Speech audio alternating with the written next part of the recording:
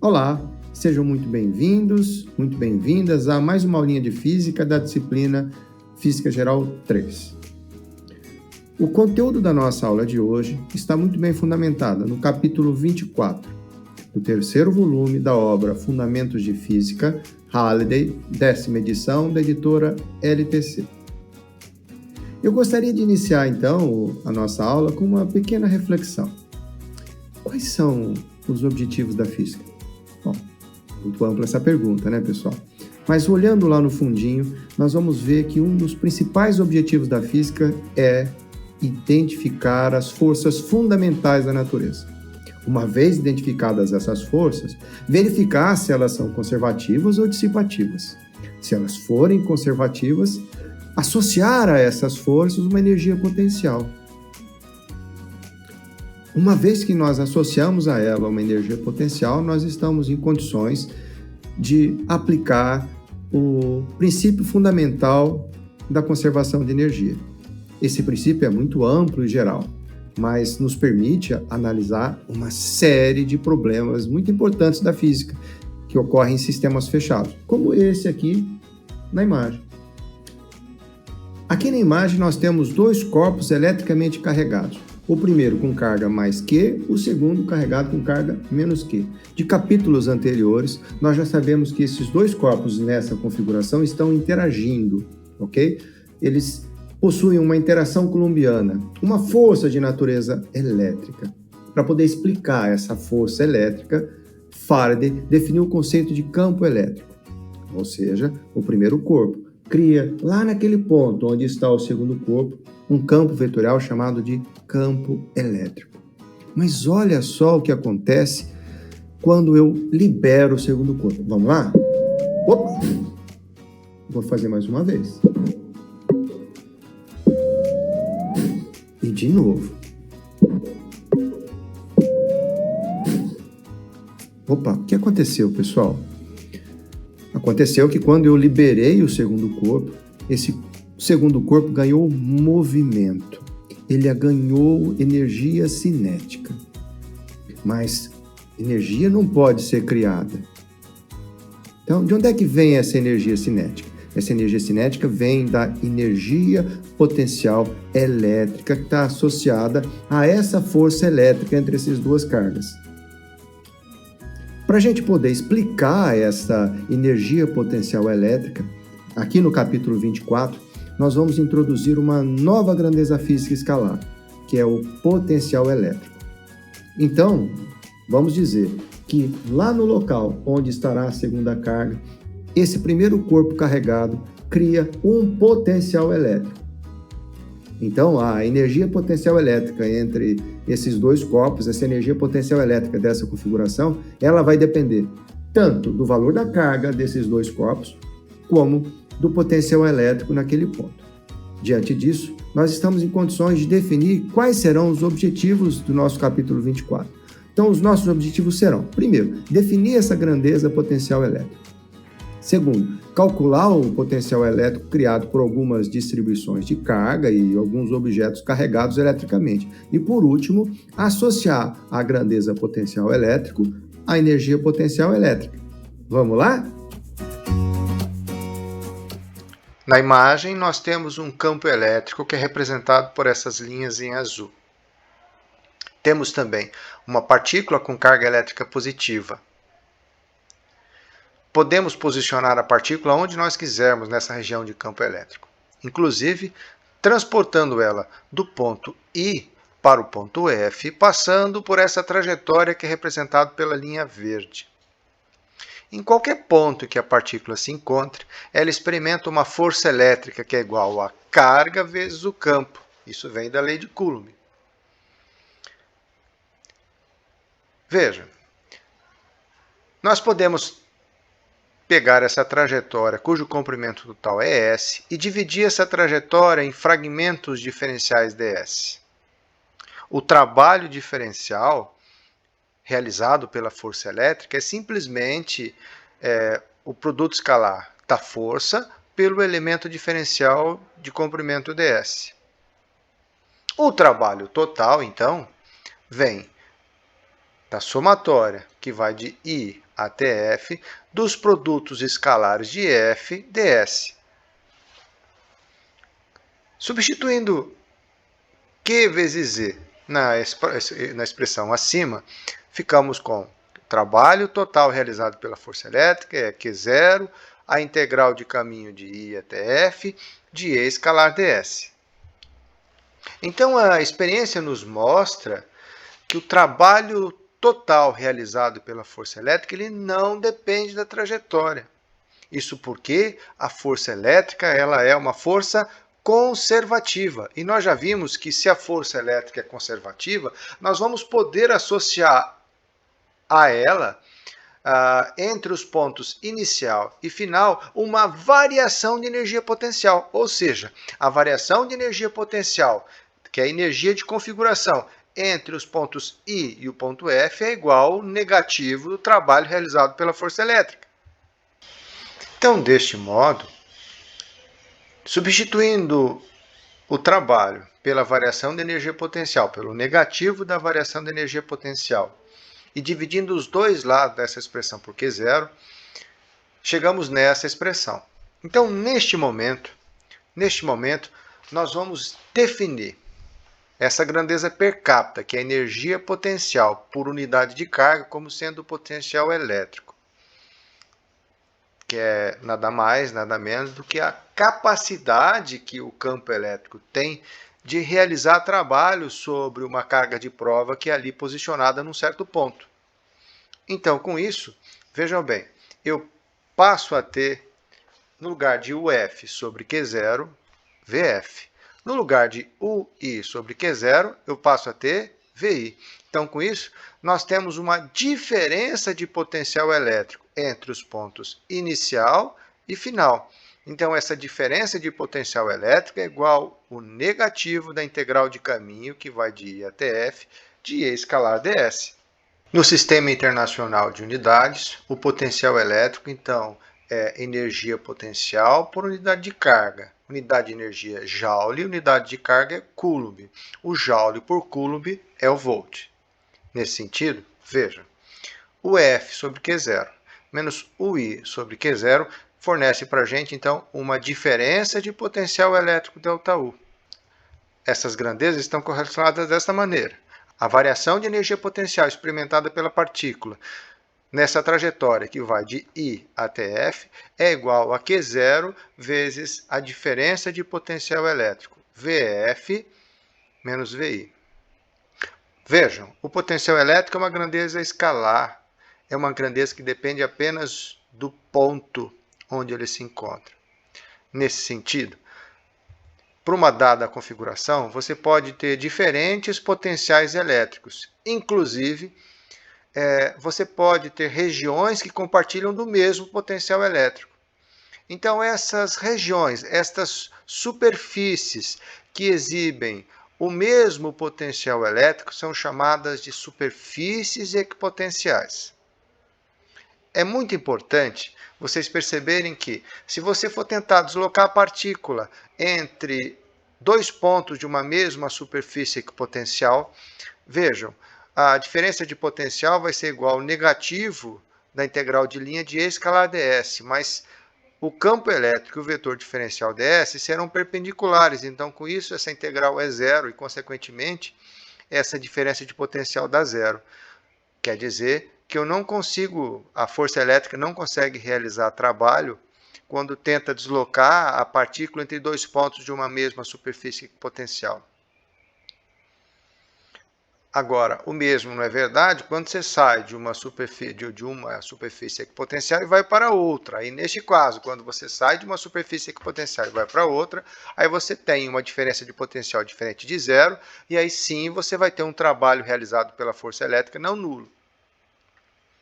Além disso, como a força elétrica ela é conservativa, acontece um fato curioso. Se eu sair de uma equipotencial, migrar para outra e voltar para a primeira, o trabalho líquido vai dar zero, porque a força é conservativa e ela independe da trajetória. Tá bem? Aqui nós temos alguns exemplos de algumas superfícies equipotenciais. Então, aqui você tem um campo elétrico uniforme, representado pelas linhas azuis. Tá bem? Então, vejam, aqui você tem em amarelo as superfícies equipotenciais que se formam nesse campo elétrico uniforme. Aqui, por exemplo, nós temos uma carga elétrica positiva. Em azul, nós temos as linhas de campo elétrico que irradiam a partir dessa partícula positiva. Vejam, nós temos as superfícies equipotenciais formando linhas circulares e concêntricas à carga elétrica. Vejam, esta simetria na distribuição das superfícies equipotenciais é modificada quando você modifica a distribuição das linhas de campo elétrico, modificando a configuração de carga, como neste caso de um dipolo. Ok? Em todos os casos, acontece um fato extremamente importante. Em todos eles, as superfícies equipotenciais, em qualquer ponto, são perpendiculares ao campo elétrico. Independentemente se nós temos uma configuração mais ou menos distorcida. Uma superfície equipotencial, ela sempre será perpendicular a um vetor campo elétrico, num determinado ponto. Como exemplo, nós vamos demonstrar como determinar o valor do campo elétrico a partir da diferença de potencial elétrico, que a gente vai passar a chamar de DDP daqui para frente, tá? Em um campo elétrico uniforme. Então, eu acabei de demonstrar para vocês que, no caso de uma configuração onde existe um campo elétrico uniforme, as equipotenciais elas são paralelas, uma em relação às outras. Tá? Então, neste caso, vejam, as equipotenciais que estão na extremidade esquerda estarão a um potencial elétrico maior. As equipotenciais que estão à direita estão no potencial elétrico menor.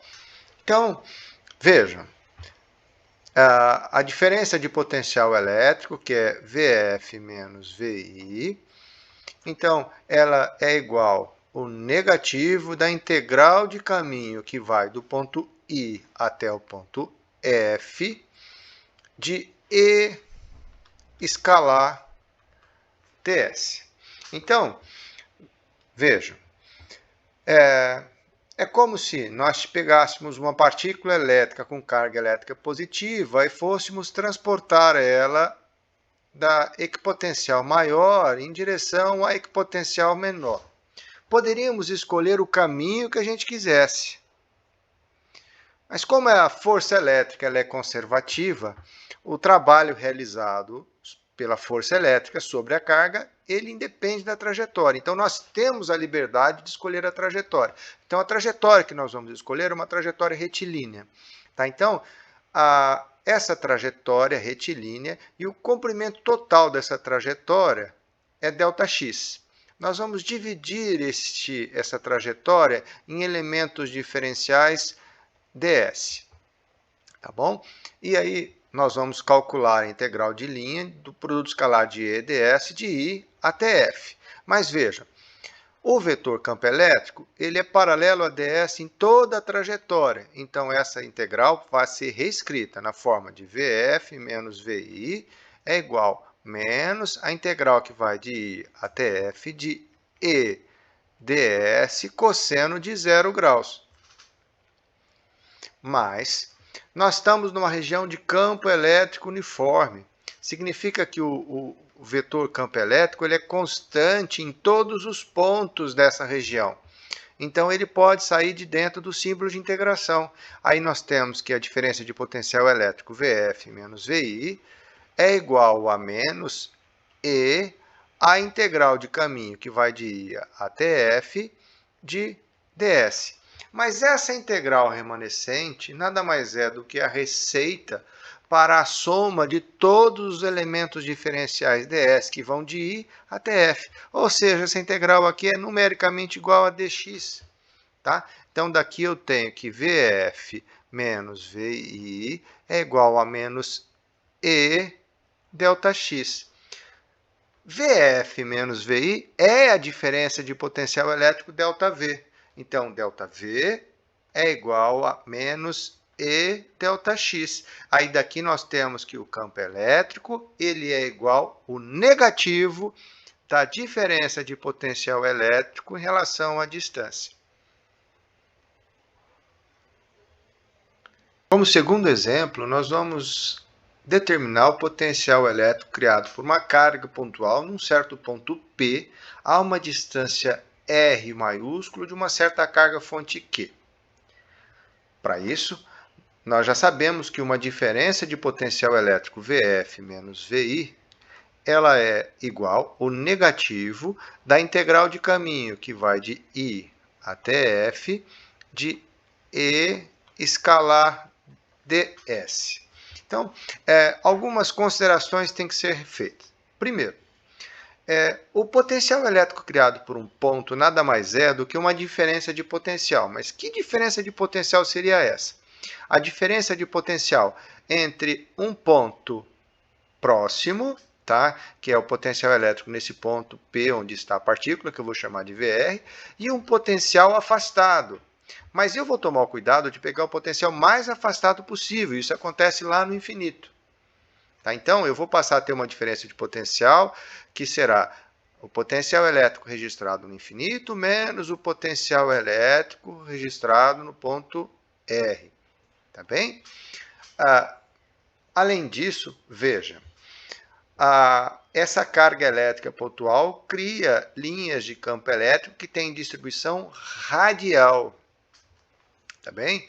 Então, essa integral ela vai ser calculada do ponto RI, que é igual a R, até RF, que é igual a infinito. Tá? Além disso, eu vou substituir o diferencial ds por um diferencial radial. Então, eu passo a ter o produto escalar de E escalar dr.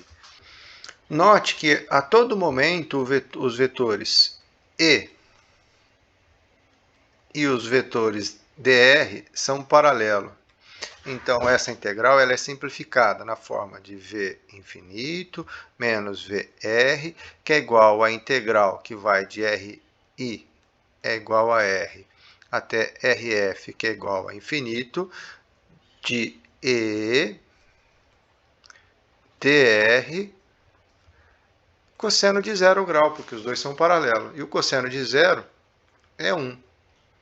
Além disso, veja, o potencial V infinito é o nível de potencial elétrico mais baixo de todos. É aquele nível de potencial que essa carga de prova não sente mais a presença da primeira. Então, você considera que esse potencial é nulo.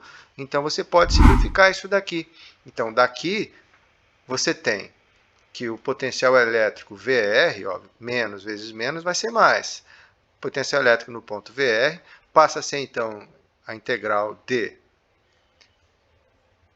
R1, que é igual a R, até R final é igual a infinito, de E dr. Mas acontece que o campo elétrico ele não é mais constante. O campo elétrico, o módulo do campo elétrico, ele varia com a distância, na forma de 1 sobre 4πε0, Q sobre R2. Então, nós vamos reescrever a integral. Então, daqui eu tenho que o potencial elétrico calculado no ponto R é a integral que vai de RI é igual a R grande até RF, que é infinito, de 1 sobre 4πε0, Q sobre R2, dr.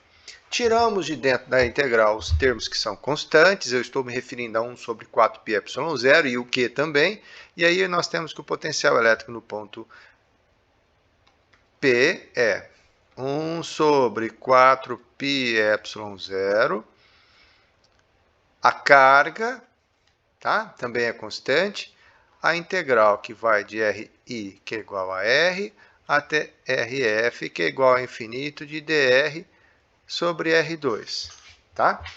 Então, vamos lá. Ficamos com VR, que é igual a Q sobre 4π π ε0. Olha, a integral de dr sobre R2 é a mesma coisa que a integral de R elevado a menos 2. E o resultado da integral de R elevado a menos 2 é menos 1 sobre R, de acordo com o teorema fundamental do cálculo, variando de RI, que é igual a R, até RF, que é igual a infinito. Então, ficamos com VR é igual a menos Q sobre 4π ε0, tá bom? 1 sobre infinito menos 1 sobre R, ok? Então, 1 sobre infinito vai para zero, menos vezes menos vai dar mais, e daqui você tem que o potencial elétrico criado no ponto P, que é em R, é igual a 1 sobre 4π ε0, Q sobre R.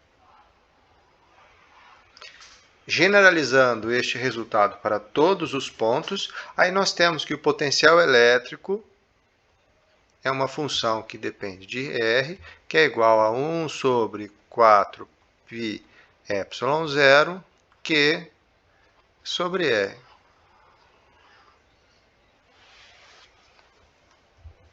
E se ao invés de eu ter apenas uma carga elétrica criando no ponto P a uma distância R1 ou potencial elétrico V1, eu tiver mais outras duas cargas, a carga número 2 e a carga número 3. Vai acontecer que, como o potencial elétrico é uma grandeza escalar que depende apenas do ponto, então vai existir sobre o ponto P também um potencial elétrico criado pela carga elétrica 2. E estes potenciais têm que ser somados, porque são escalar. Além disso, no ponto P, ele sente a presença também da terceira carga elétrica, que por sua vez cria no ponto P a uma distância R3, o potencial elétrico V3. Então vejam, no ponto P, o potencial elétrico criado por essa configuração de carga é simplesmente a soma algébrica simples dos potenciais elétricos individuais. Tá bem? Dessa forma, o potencial elétrico V no ponto P vai ser o somatório de 1 sobre 4π ε0, Q1 sobre R1, mais 1 sobre 4π ε0, Q2 sobre R2, mais 1 sobre 4π ε0, Q3 sobre R3. Observe que 1 sobre 4π ε0 é um termo comum nessa equação, então nós podemos reescrever isso aqui como sendo 1 sobre 4π ε0, Q1 sobre R1, mais Q2 sobre R2, mais Q3 sobre R3. Isto é, 1 sobre 4π ε0, o somatório de todas as Q-iésimas, R-iésimas partículas. Então, esse é o potencial elétrico criado pela configuração, pelo conjunto de cargas. Tudo bem?